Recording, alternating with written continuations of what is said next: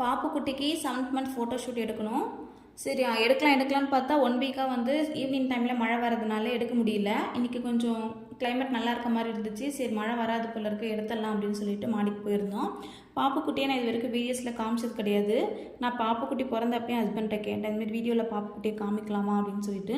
வேணாம், இப்போ ரொம்ப குட்டியாக இருக்கா, ஒரு 6 மந்த் போட்டோம், அதுக்கப்புறமா நம்ம காமிச்சிக்கலாம் அப்படின்னு சொல்லிட்டு சொல்லியிருந்தாங்க. இப்போ பாப்புக்குட்டிக்கு 7th மந்த் நடந்துகிட்ருக்கு.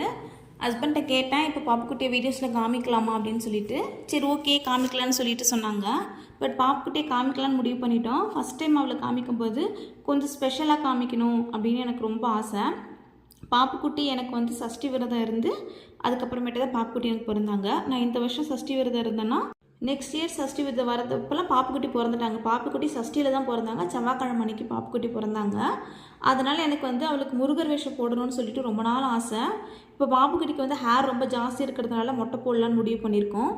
மொட்டை அடிச்சுட்டா வந்து அந்த நேச்சுரலான ஹேரில் வந்து அவளுக்கு எடுத்தால் தான் அது இருக்கும். மொட்டை அடித்ததுக்கப்புறம் அவளுக்கு எந்த மாதிரி ஹேர் வருதுன்னு தெரியாது. ஏன்னா இப்போ அவளுக்கு கொஞ்சம் சுருண்ட முடி மாதிரி இருக்குது.